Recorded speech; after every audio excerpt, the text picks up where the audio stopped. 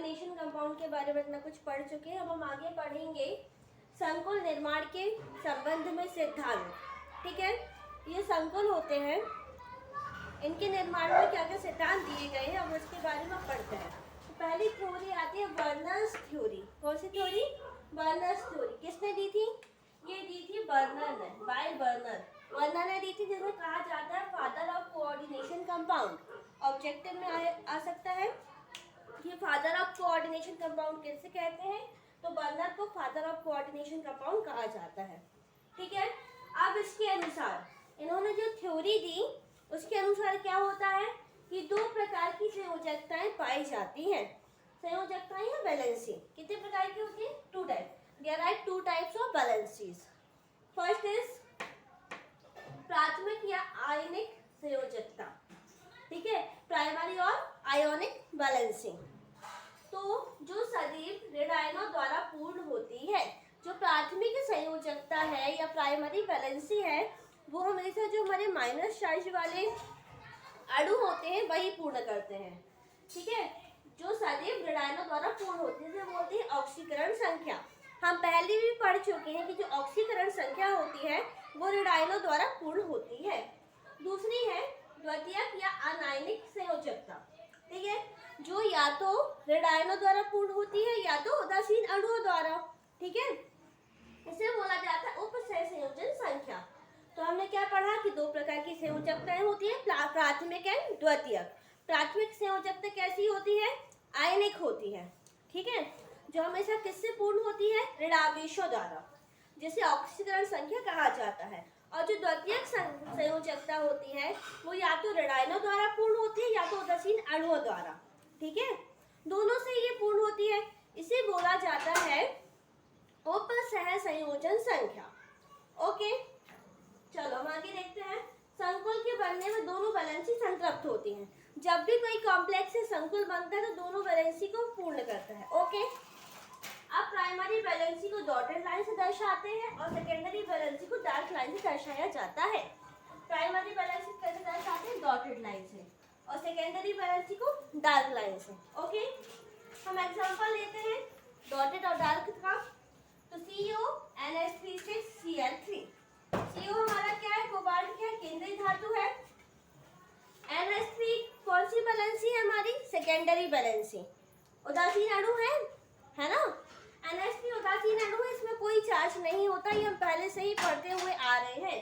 तो ये कौन सी बैलेंसी को पूर्ण करेगा? सेकेंडरी या द्वितीयक बैलेंसी को। तो इसको हम कैसे दर्शाएंगे? डार्क लाइन से।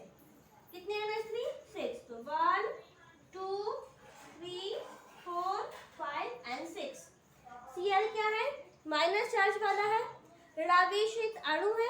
ठीक है, ये तो कौन सी बैलेंसी पूर्ण करेगा? प्राथमिक या प्राइमरी बैलेंसी को ये कंप्लीट करेगा। कैसे दर्शाना है? डॉटेड लाइन से। 1 2 3। कितने Cl? 3। तो डॉटेड लाइन वाली हमारी सेकेंडरी बैलेंसी और डार्क लाइन वाली हमारी प्राइमरी बैलेंसी होती है। अब आगे हम एक एग्जांपल लेते हैं कि CuNH3 5CCl Cl2। ठीक है, अब इसमें क्या दिख रहा है कि एक Cl अंदर है और 2 Cl बाहर है, और हमें पता है Cl क्या है? ऋणावेशित अणु होते हैं। तो देखो यहाँ पर कोबाल्ट हमारा केंद्रीय धातु फिर से, और जो हमारी सेकेंडरी बैलेंसी है उसको डार्क लाइन से हमने दिखा दिया। अब Cl अंदर है, Cl क्या है? आनंद मंडल के अंदर है।